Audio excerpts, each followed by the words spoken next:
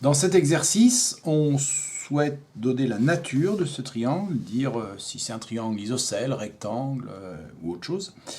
Et on possède les longueurs des côtés. EF fait 4,8 cm. Alors, je vais le mettre à côté de la figure. Voilà.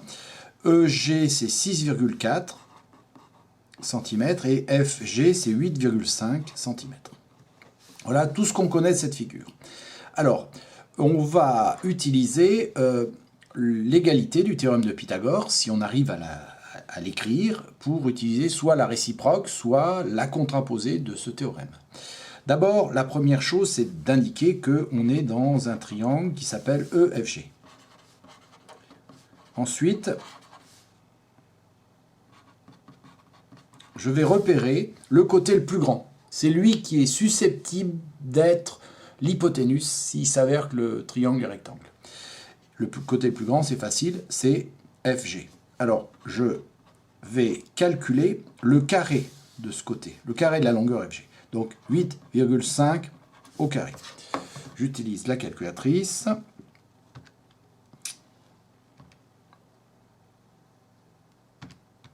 Voilà, j'ai mis 8,5, j'ai fait le calcul et j'obtiens une valeur exacte, 72,25. Donc je mets le signe égal, 72,25. Et puis je vais calculer le carré des deux autres longueurs, la somme des deux autres longueurs, le carré de la somme. Donc FE au carré plus EG au carré. C'est-à-dire 4,8 au carré plus 6,4 au carré. J'utilise à nouveau la calculatrice, donc 4,8 au carré plus 6,4 au carré. J'obtiens comme résultat 64, valeur exacte aussi. Et là, je fais une constatation. 64 et 72,25, c'est différent.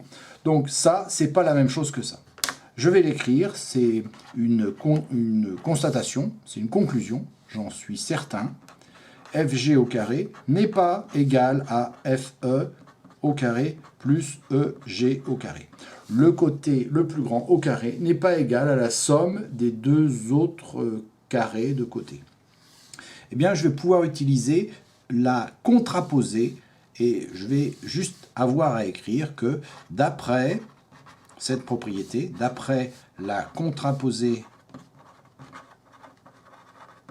du théorème de Pythagore,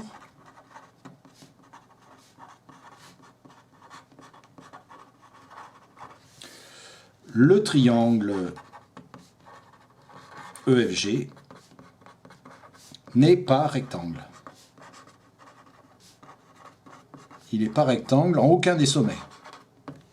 Là, j'en ai la certitude parce que j'ai utilisé une propriété.